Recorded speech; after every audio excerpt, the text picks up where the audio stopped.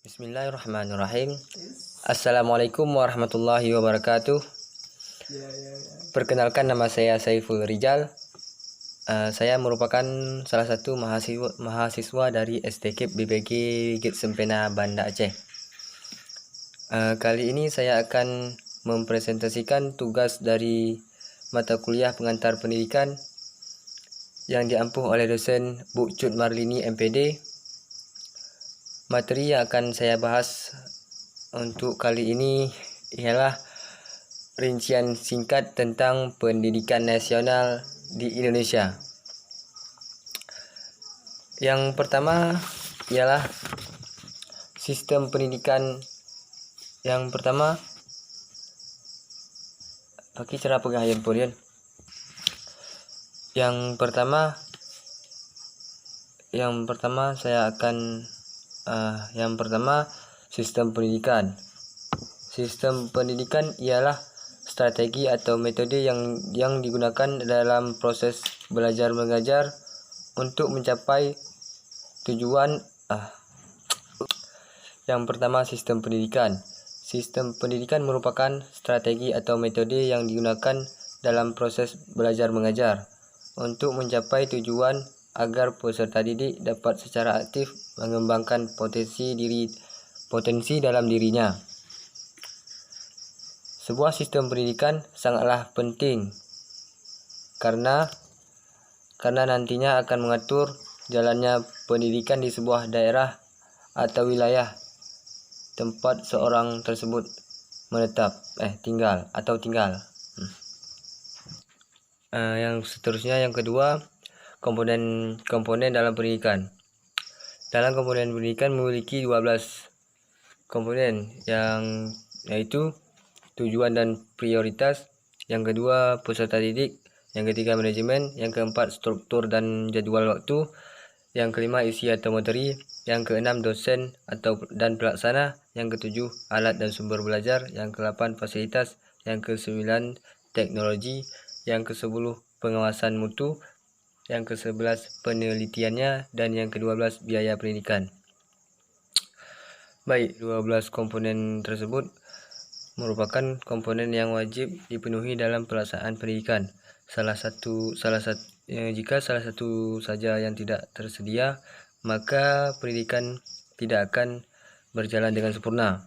Contohnya, jika dalam pendidikan tidak ada biaya, maka pelaksanaan pendidikan akan sangat terbatas karena penyelenggaraan tidak mendapat upah atau bayaran. Maka bahkan ada yang berhenti karena tidak dapat mengadakan fasilitas penyelenggaraan pendidikan seperti sumber belajar dan media pembelajaran.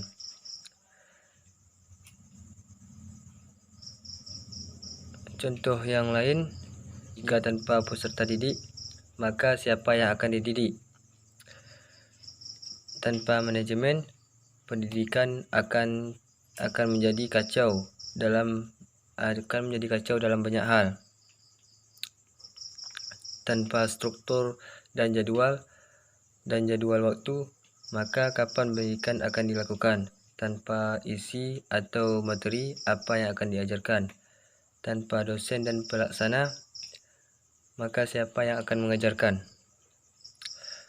Tanpa alat dan sumber belajar, maka tidak bisa belajar. Tanpa fasilitas, maka di mana tempat belajar akan dilaksanakan. Tanpa teknologi, pendidikan akan menjadi biasa-biasa saja, relevan atau tertinggal. Tanpa pengawasan mutu, maka pendidikan tidak akan berkembang, tidak akan bisa diukur perkembangannya. Tanpa penelitian, maka pendidikan akan stagnan atau kondisi yang terhenti selalu tetap tanpa adanya suatu kemajuan yang berarti. Dan jika tanpa biaya, pendidikan tidak akan mungkin dapat terlaksana. Maka oleh karena itu, kewajiban memenuhi 12 komponen tersebut dalam rangka pelaksanaan pendidikan yang baik harus menjadi prioritas yang paling utama.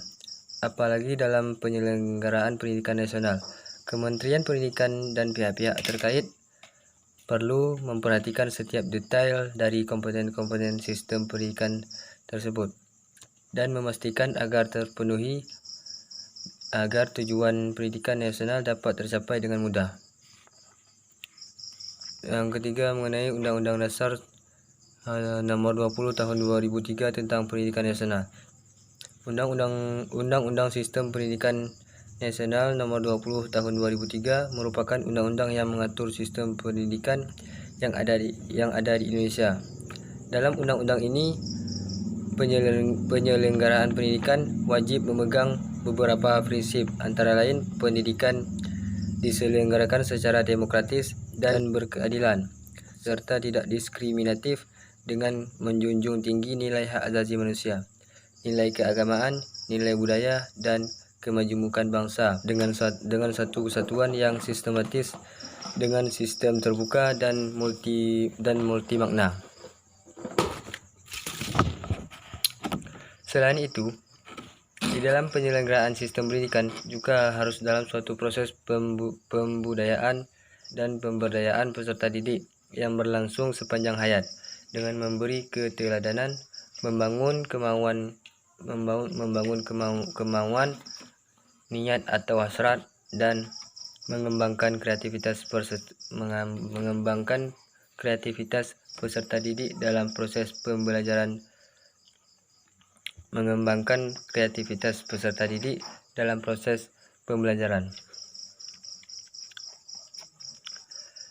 Dan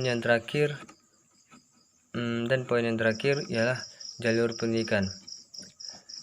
Jalur pendidikan adalah wahana yang dilalui peserta didik untuk mengembangkan potensi diri dalam suatu proses pendidikan yang sesuai dengan tujuan pendidikan. Yang pertama, pendidikan formal. Pendidikan formal merupakan pendidikan yang diselenggarakan di sekolah-sekolah atau di sekolah-sekolah pada umumnya. Jalur pendidikan ini mempunyai jenjang pendidikan yang jelas, di antaranya dari sekolah dasar, sekolah menengah pertama, sekolah menengah atas, dan sampai ke jenjang tinggi atau perkuliahan. Yang kedua, pendidikan non formal.